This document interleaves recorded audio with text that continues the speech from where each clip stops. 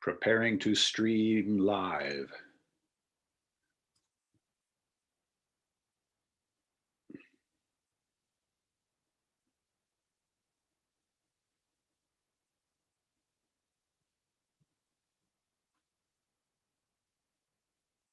Preparing.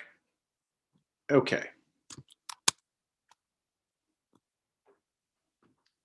All right, we're live on YouTube. I still don't know why. I don't know if I told you, my presentation to you guys the Thursday before winter break somehow violated YouTube's rules. I have no idea why. Neither does Mr. Page.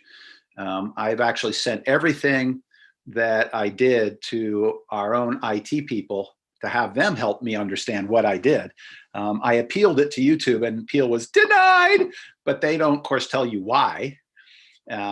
So anyway, hopefully nothing else I do this year will get me. Yeah, YouTube is kind of dumb that way. It's not a court system. It's its own company. At any rate, we have 25 of you guys. Good. And Annabella, why are you hungry? You just had a lunch break. Craving French onions. If you want to eat during the class, I promise I will not be offended. Just don't slurp into the microphone or mute yourself while you're slurping, okay? So the last thing that was history oriented that I had you do, we were looking at the first women's rights conference in Seneca Falls, New York. And then we read a letter by a gentleman who was opposing to women getting these absurd rights from a second women's rights conference in Worcester, Massachusetts, and you guys wrote letters back.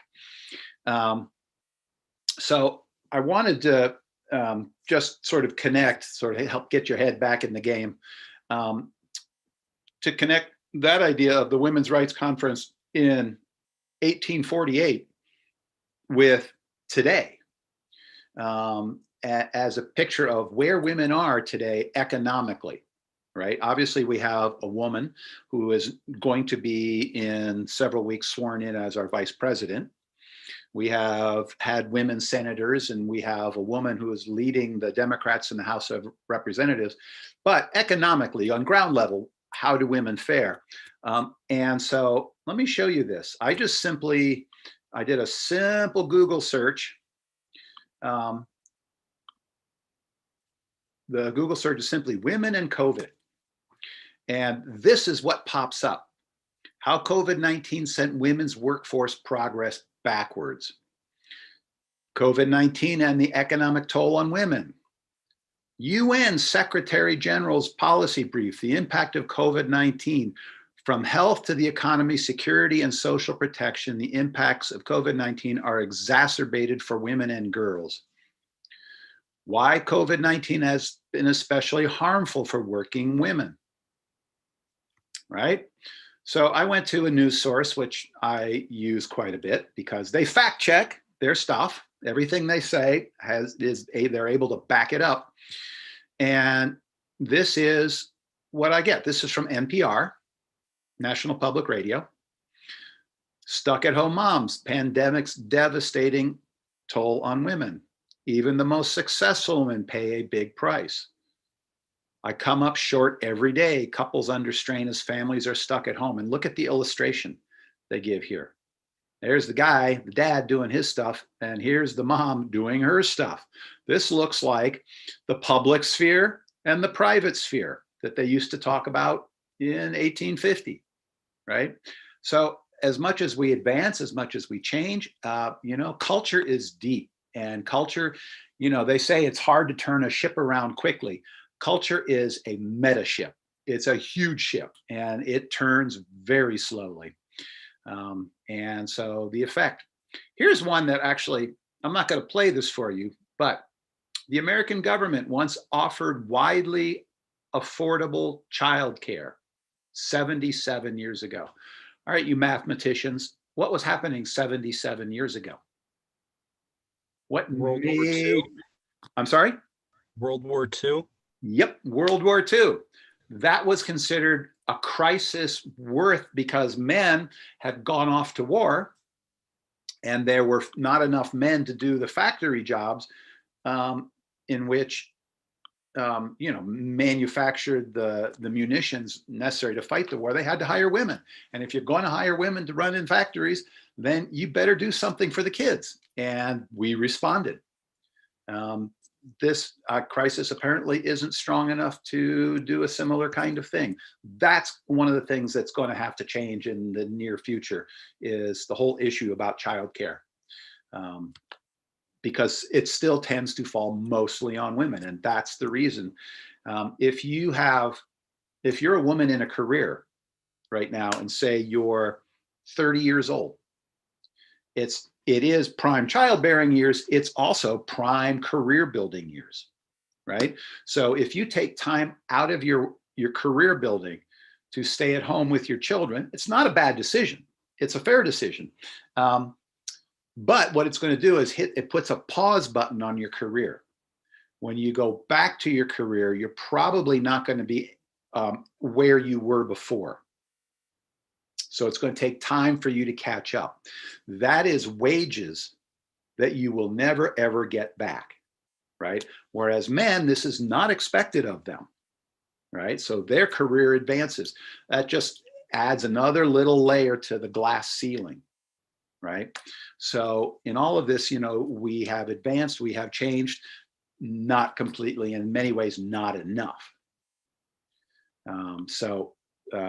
Just to say history, the past isn't past. The past is still with us. Oh yeah, there is another graphic. Yes, you said right here, she's carrying the children and she's carrying her husband on her back. Yeah. My response to this is, guys, step up. Politically, advocate for affordable childcare. And sometimes, guys, why don't you take the time out and be the house husband? Nothing wrong with that. It's a very good choice. Either parent staying home with the kids is an excellent choice. Doesn't always have to be the women doing it, but culturally, that's where the pressure is. And I'm sure all the people in this class who identify as female understand that, because it's kind of told to you in every subtle way possible in our culture. So this is actually an article very much about that. So I'm going to stop sharing this for a second, but I'm going to do a segue now, because the segue from women fighting for their rights to African-American people of color fighting for their rights. I want to show you something that is from the Seneca Falls First Women's Rights Convention, and that is this. So, Women's Rights Convention, these are women that signed the document, and you'll remember that the document was really taken right out of the Declaration of Independence, except now in this case, it's the Declaration of Women's Independence. But there are men that have signed this as well. And you might be familiar with the term intersectionality. Anybody have give a shot. Anybody have an idea what intersectionality refers to? You'll see it thrown around as a term these days. Anybody have a working definition? Okay, Ellie, popping it in there. The you were ready for this. Is an analytical framework for understanding how aspects of a person's social and political identities being a good word because we have many identities, combine to create different modes of discrimination and privilege. Examples of these aspects are gender, caste, sex, race, class, sexuality, religion, disability, physical appearance, and height. Just a quick Google search. But Ellie, that was fast. That was good. Yeah, we all have different identities, right? So some of them are gender-based, some of them are age-based, some of them are class-based, some of them are race-based, some of them are belief-based, faith-based. Some of them are the things that you hold near and dear to your heart, right? So all of those things form parts of your identity, and intersectionality is how these identities intersect with other people and how they overlap. So, and I'm glad you guys like kiwis. You're talking about the little bird, right, in Australia? Of course you are. So in this, these guys understand, of course, the women understand why they're here, but the guys understand that also freedom is not just about women, it's not just about race, and it's not just about gender, it's about all of those things. And one person right here that I want to highlight, Frederick Douglass. We're going to be looking at Frederick Douglass and people like him. Frederick Douglass was an African-American, actually an escaped slave, who became a major spokesperson in the abolitionist movement, which is, whoops, excuse me, I didn't share that. I just did it myself. Let me share that with you. There we go. Now you can see it. And there's Frederick Douglass's name right there. And all of these guys understand how the women's rights affect them as well.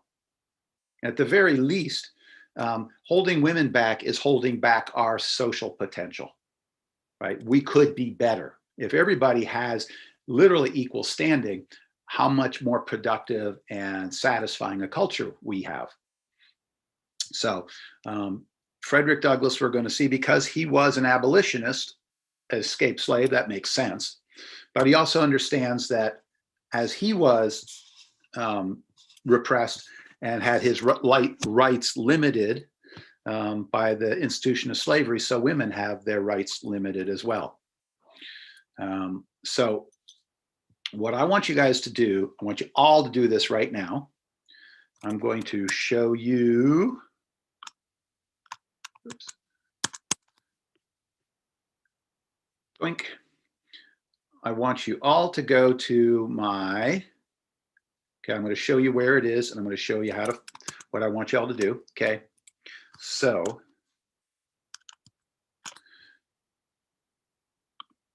follow me here.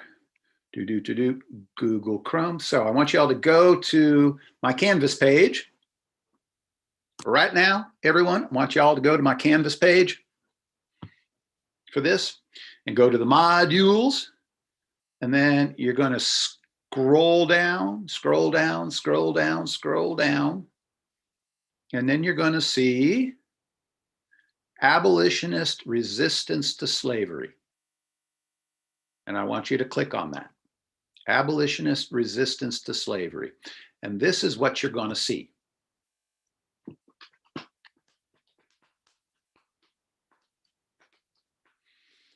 So you can see a list of 9 individuals, actually 10, because 2 of them are sisters. And I've color coded them. So if they're in that kind of brick red, that means they were former or currently enslaved individuals. All of them actually, 1, 2, 3, and 5 are former. Number 4 was a slave when he did his action that made him famous. And then we'll look at 6, 7, 8, and 9 next class.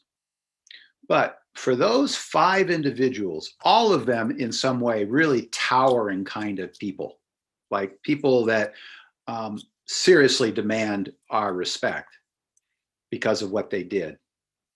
So here's what I am going to do. Okay. I have 28 of you guys out there right now. So I know you love them. No, you don't. But I'm going to put you in breakout rooms. And here's how it's going to work. I'm going to give you guys 15 minutes to do a little research. So everyone in breakout room number 1 is going to research individual number 1, which is Frederick Douglass.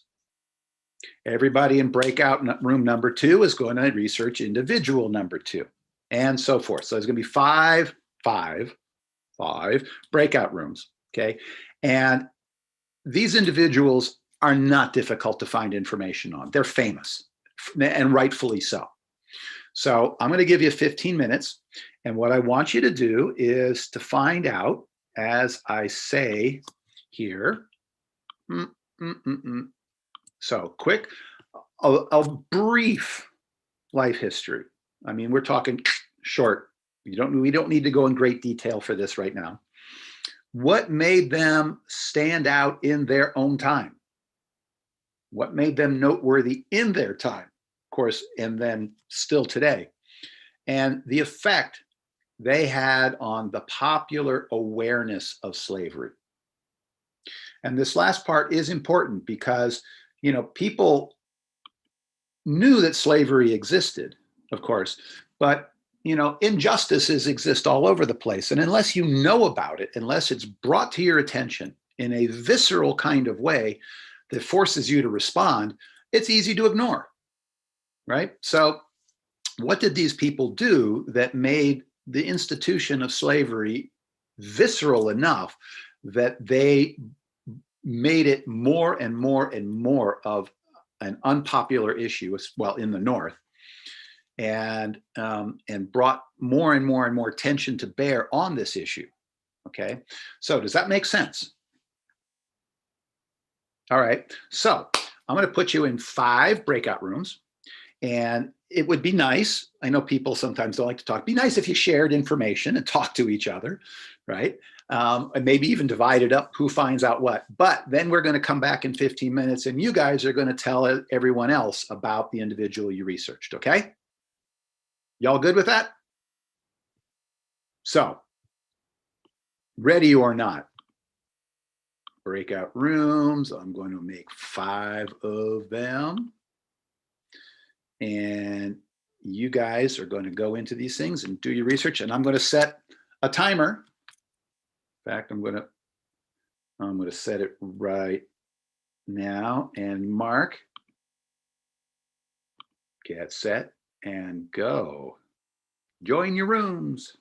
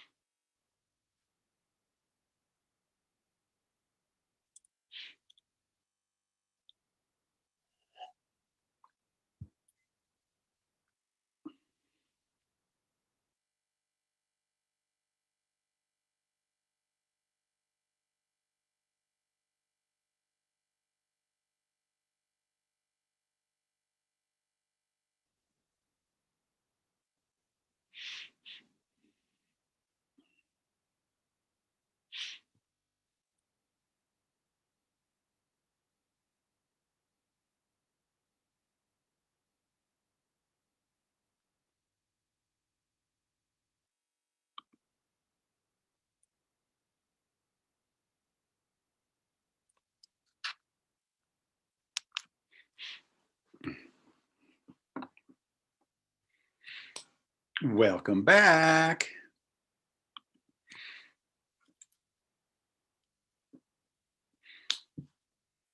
All right, welcome back, y'all. So this stuff is for your notes, by the way. So even if it's not something that you yourself looked up, make sure you take notes on it or do research on your own. But all of these names are going to be names that I'm going to want you to know about because they stand out. So to start off with, group number one, you guys were looking up Frederick Douglass. Why should we know or care about Frederick Douglass today?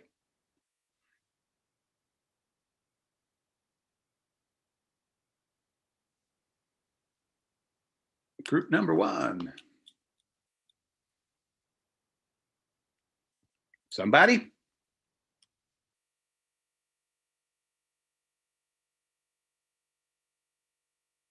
You can put it in the chat.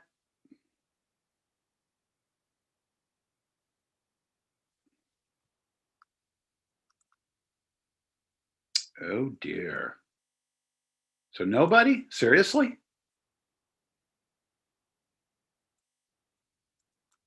Who was in group one? Who was in group one? You know what? I did not. Uh-oh, my bad. I didn't take notes on who was in group one. I meant to do that too. So Oliver, to repeat the question, who looked up Frederick Douglass? He was number one on the list. So, all right, Oliver, then tell us about Frederick Douglass. Why should we care about Frederick Douglass?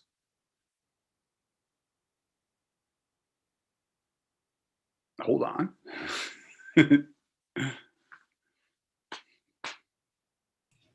Okay, so my notes are kind of really bad. Go for and it. all I got out of it was that he was an escaped slave from the Marylands, a prominent activist, an author, and a public speaker. He was brought up. Go ahead. Sorry about that. He was brought up in one of Trump's advocacy speeches, but most importantly, he was an advocate for women's rights to vote. Basically, he worked as an inspiration towards civil rights in the 1960s. And he was really pushing for equality and human rights until he died in 1895. Okay, that's not bad. That's not bad. It's got the basic gist of it. Let me actually make sure I've got this up because I want to show you a picture of the man. There he is. Okay. Let me show you a picture of the man.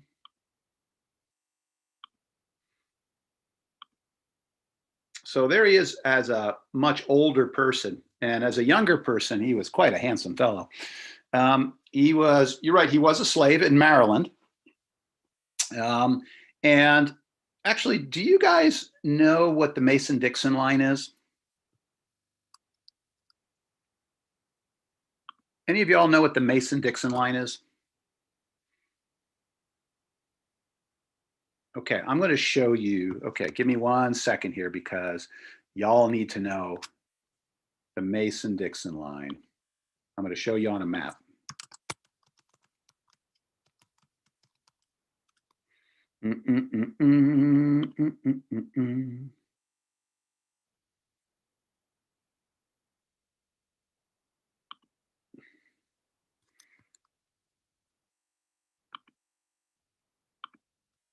Okay, here we go. I'm going to show you the Mason-Dixon line on a map. It is the southern line of Pennsylvania, and it was named after the surveyors who just laid it out in the 18th century.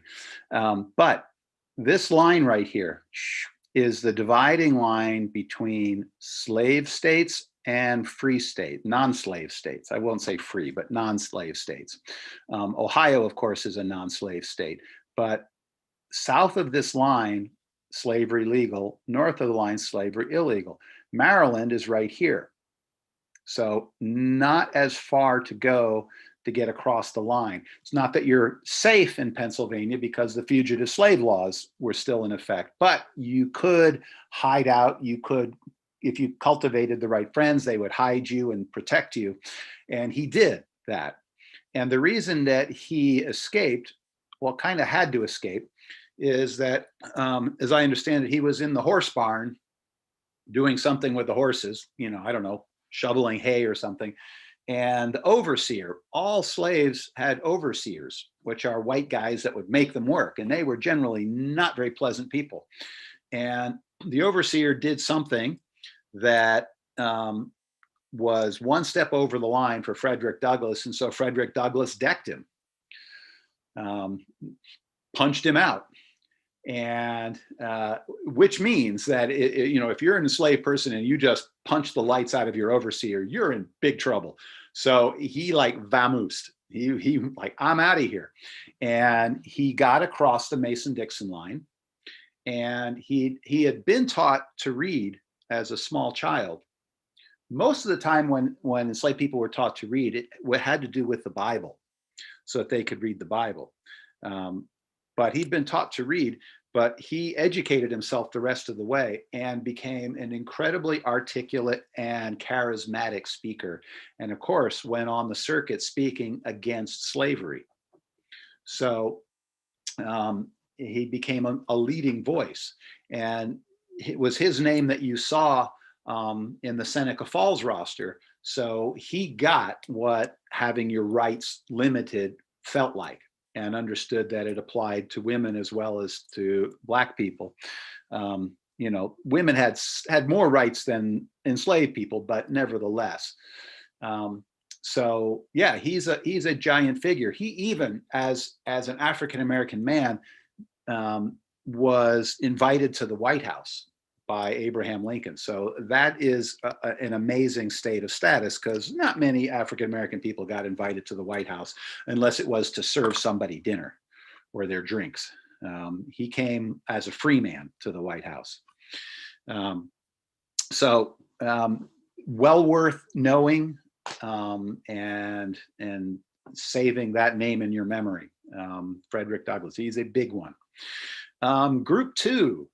And group two had to look at,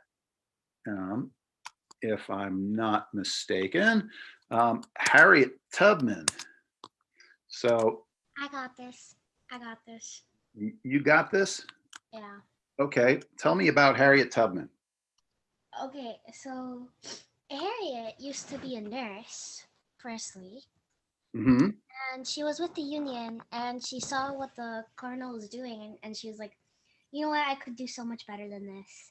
And she talked to him, and she was like, hey, I can work undercover as like a spy for you. And he was like, okay.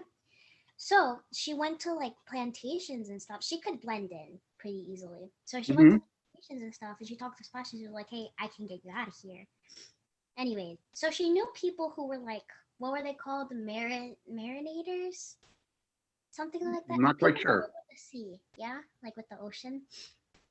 And so basically, what they ended up doing was that a bunch of like freed slaves and stuff got on this boat, and they went on like a 25-mile long journey to just go to plantations and just burn them down.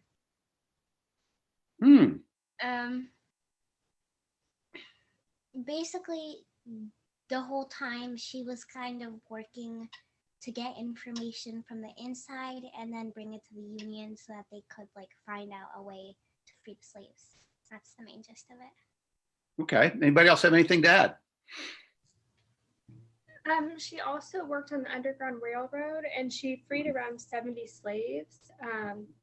She'd take them through the network, and she could get them freed. She took her family first, and then she started taking just people from different plantations. She took children and babies, and like she'd just take them and carry them all the way to like, I think Canada, because of the Fugitive Slave Act. She wanted to keep them really far away.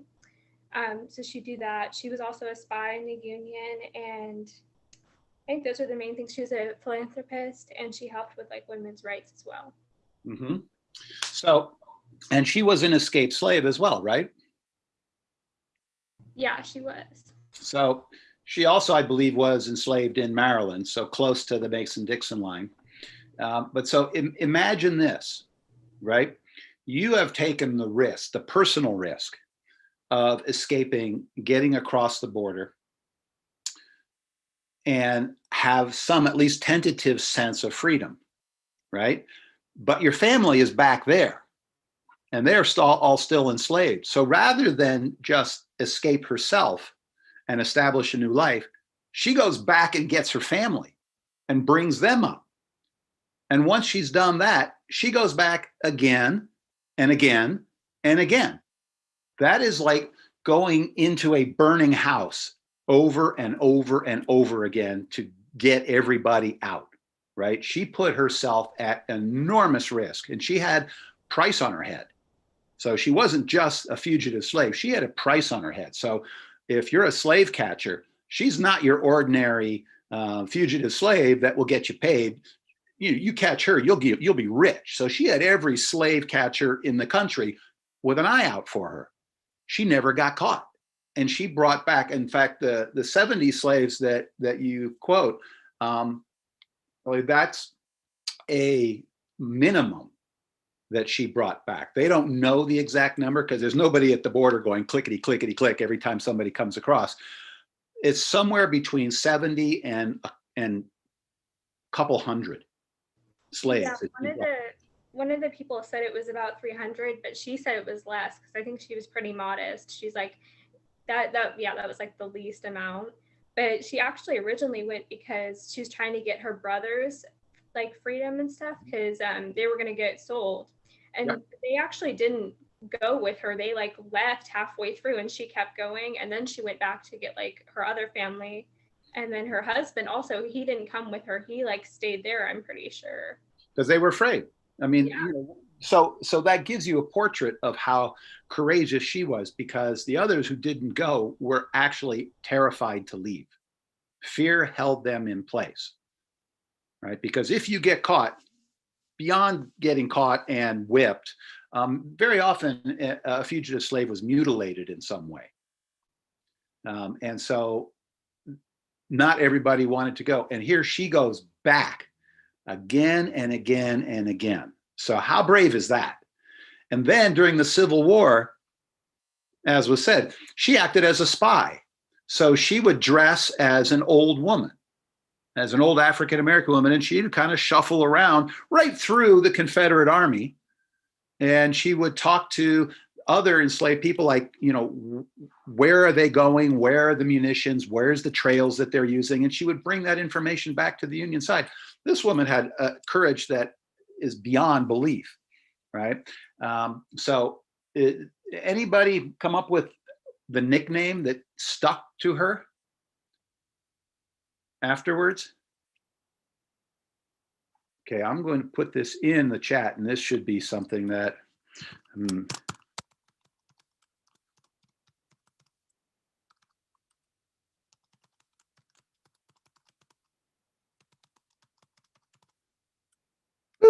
there you go. She became known as the Moses of her people. So y'all know the Moses story, I'm assuming. She led her people to freedom, right? So, what a towering figure, right? And in fact, I've got a photograph of her. Let me make sure I've got it up, of when she was old, and she looks properly weathered, because I'm sure she was. That's Harriet Tubman, a photograph of her as a much older woman. Hard to even imagine how much courage she had to go back again. And I'm very certain she was, of course, a deeply religious woman. I'm sure that she felt that there was a higher calling for her to do this. And she probably would, if asked, she probably said there was no way she could not do it. But wow, to swallow your fear. I mean, that's what courage is. You're afraid and you do it anyway, right? So Harriet Tubman, remember her. Number 3 on the list is Sojourner Truth. Who's got that?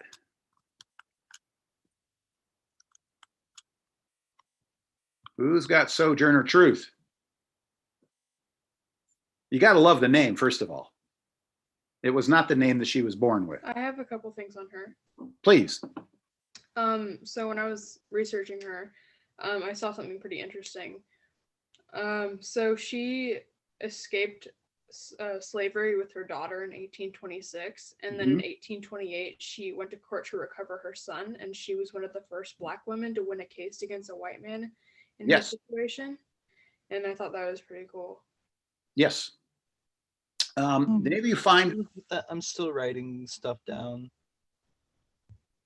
Or put it in the chat, please. okay. Another thing, this is just kind of like a fun fact, but she also had 13 children. Yes, she did. Yeah, Eden, that was my same reaction.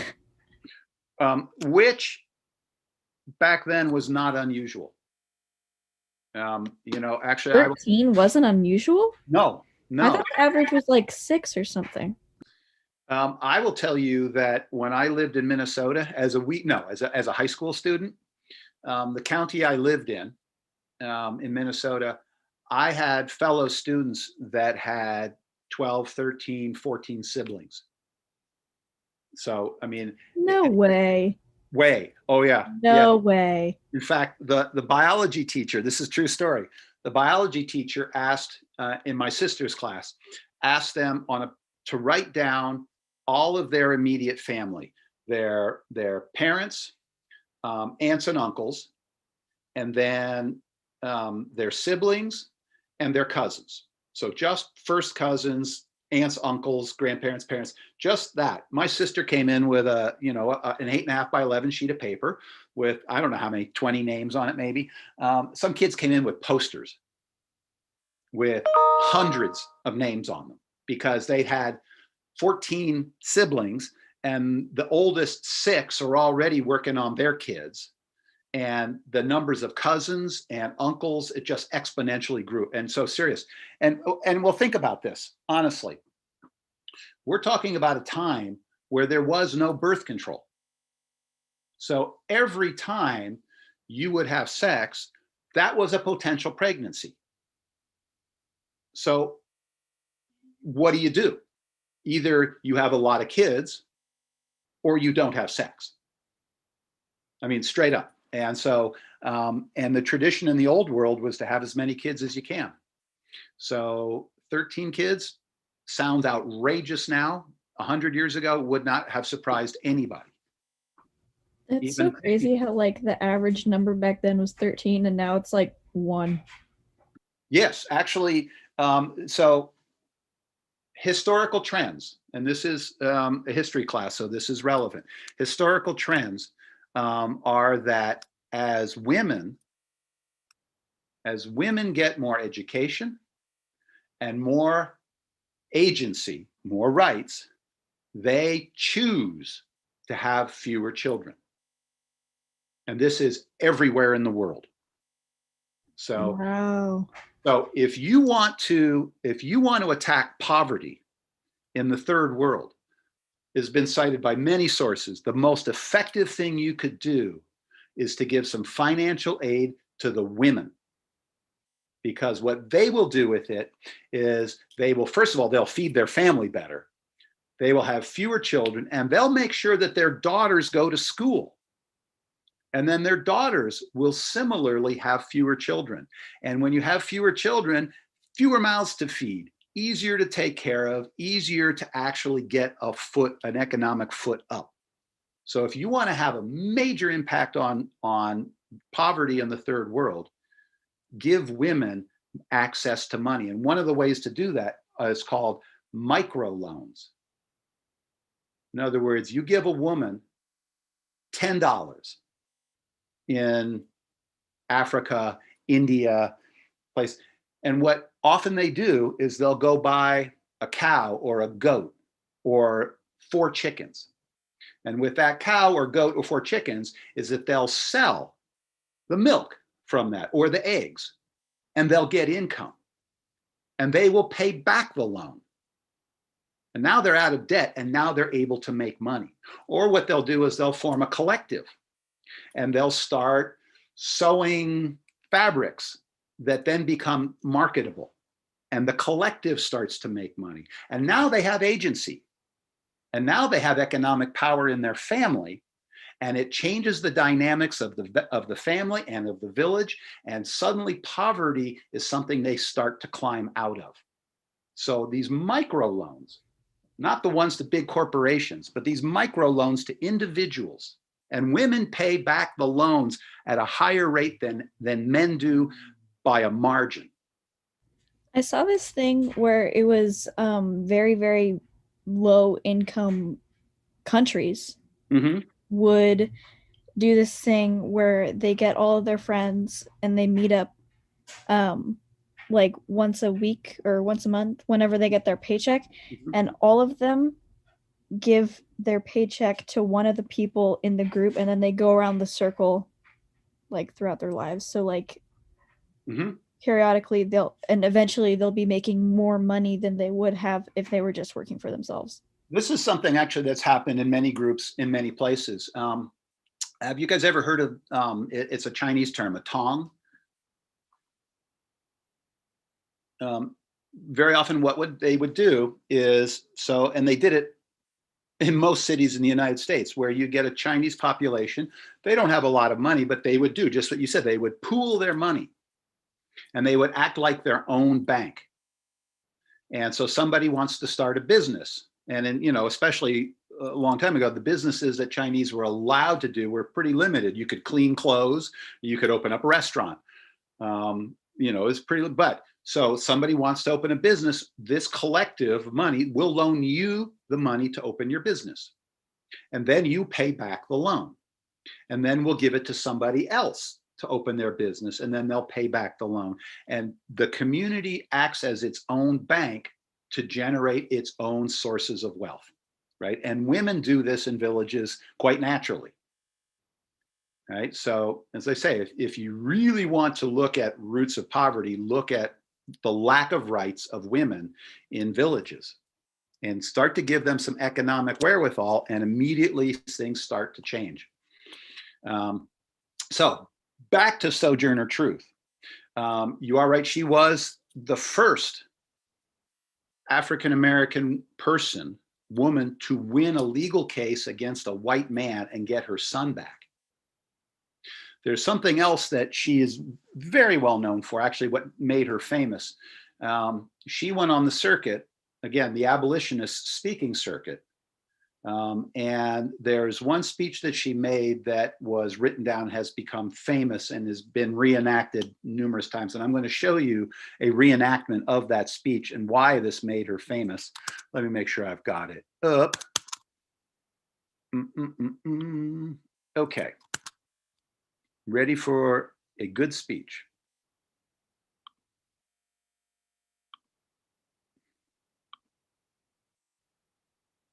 And it's called Ain't I a Woman? And if you Google Ain't I a Woman, you'll see numerous reenactments of this. There are posters of it. It's been published. Here you go.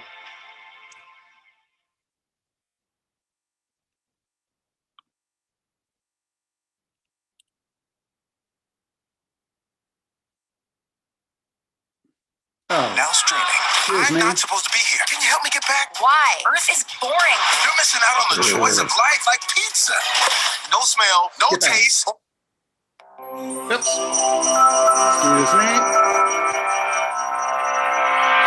We have to go back. In early 1828. Nope.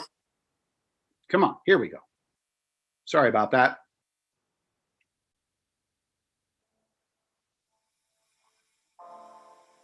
Well, children, where there is so much racket, there must be something out of kilter.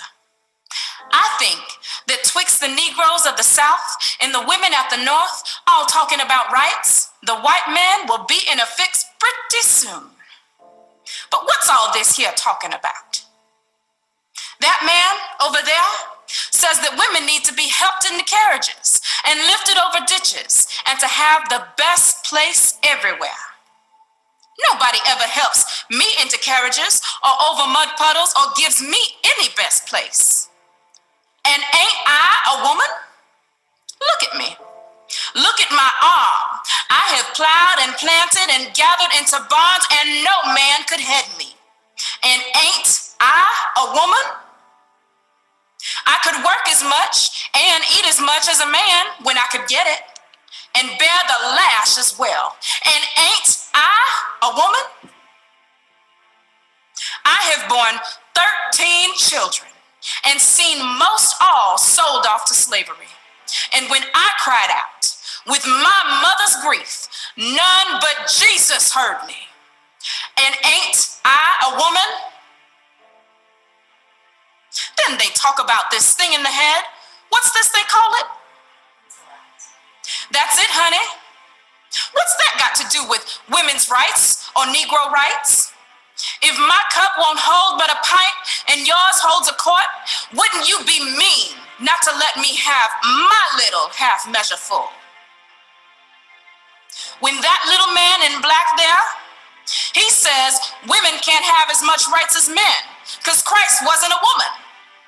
Where did your Christ come from? Where did your Christ come from? From God and a woman. Man had nothing to do with him. If the first woman God ever made was strong enough to turn the world upside down all alone, these women together ought to be able to turn it back and get it right side up again. And now they is asking to do it. The men better let them. Obliged to you for hearing me. And now old Sojourner ain't got nothing more to say.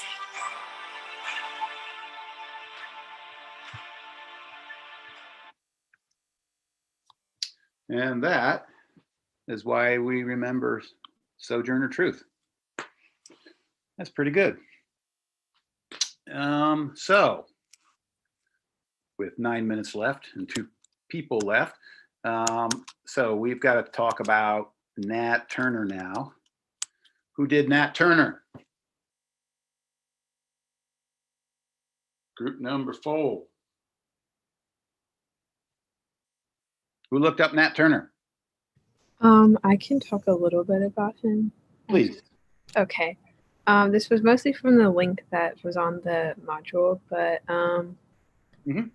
I just found out that he was an enslaved man who led a rebellion of enslaved people in the 1830s, and that his the action of his rebellion led to a massacre of up to 200 Black people, and it led to a new wave of oppressive legislation prohibiting the education, movement, and assembly of enslaved people.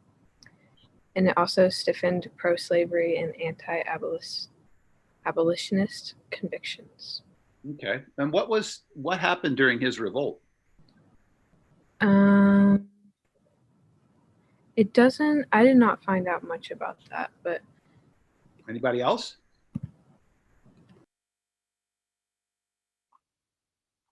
So you're right. He was in Virginia, and he was enslaved, and he was deeply religious, which is not surprising. Back then, deeply religious was normal, and he had visions, and he saw what he thought was a celestial sign. He actually saw several, but the last one was an eclipse. And historically, and you can check this, during most of time and most cultures in the world, an eclipse or some kind of celestial event like that often portended, people believed it was a divine sign that something was going to happen or something should happen. And very often people were terrified of what would happen when they saw an eclipse. And for Nat Turner, this was a sign that now is the time to begin. And what he did was he organized the slaves on his plantation, and a given sign, they went into the house, the slave owner's house, and they killed everybody in the slave house, of the slave owners. And they gathered weapons and horses and went to the next plantation and did the same thing, and went to the next plantation and did the same thing. And it was the largest, actually, I think it remains the largest slave uprising that ever happened in the South. 55 white people were killed. And eventually, of course, these things peter out because you meet a militia, you meet a trained militia. And that's what happened. And they were defeated. And Nat Turner, a number of them fled, but he was captured later and he was hung. But the revolt scared the bejesus out of Southerners because, let's face it, you have a huge population of servants that are not happy, clearly not happy to be servants and slaves. And because Nat Turner could read, again, to read the Bible, because he could read, it was one of the reasons you can trace the tension in the South and their fear of their own slave population by how laws became increasingly restrictive. One time you could send your slave to the market, just give him a little ID thing and he could take the wagon and go to market and come back. No, can't do that anymore. It became illegal to teach them to read. They became more and more and more strict. And so what was happening in the South was what many people said is one of the side evils of slavery is that you become a police state. You become a paranoid people. And that was very much happening in the South. So as part of a paranoid lash back, yes, enslaved people hundreds of miles away were accused of being part of this revolt and were executed for it. The backlash was very severe because he scared them so badly. But the fact that he organizes, it was pretty intelligently thought through given the limited means that they had. And 55 white deaths was the most that any of the slave rebellions, of the many slave rebellions ever produced. And he became a rallying cry for people in the North, for the abolitionists in the North. So Nat Turner is worth remembering for that. He completely undid the myth, the very polite myth of the South that African Americans were happy being slaves. They were okay with it. Clearly not okay with it, right? Part of the way you justify slavery is the fact that it's not hurting them. It's their nature. Not so. And so he burst that bubble, pretty permanently. We do not have time to look at the very last person, Harriet Jacobs. We'll get to Harriet Jacobs. Whoever group number 5 is, you're on task when we start out on Thursday. Okay, Harriet Jacobs has her own remarkable story. That all these people have remarkable stories. We wouldn't remember them otherwise. So we're going to look up Harriet Jacobs and then get rolling further. Just with a few minutes I've got left, where we're going this semester and then next semester, we will get up to the Civil War by the end of this semester, maybe even a little bit past it.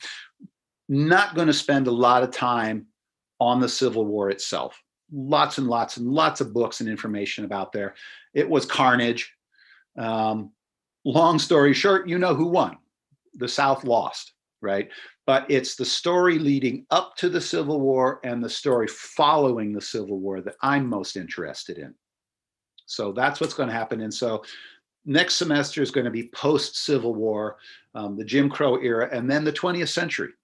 And what I'm going to be looking at a lot in this, because the story of oppression is oppressive to learn, I'm going to be emphasizing as much people that resisted, people that worked against the oppressive system, because they give you reason for hope and for optimism. And their stories resonate today. So that's where we're headed. Guys have any questions at all? Okay. So the 4 people that we looked at today, please do remember them. Yes, Valeria. Is there any homework? No homework. Okay. Not homework today. Nope. I would be rude of me to hit you right after winter break with smack with homework. So I won't do it in the future, but not yet. So, all right, guys, take care of yourselves. And we will see you on Thursday. Stay safe. Thank you. Okay? Bye. Thank you, Mr. Gotcho. Bye, Have a good day. Gotcho, my favorite YouTuber. Yeah. Okay. Bye-bye.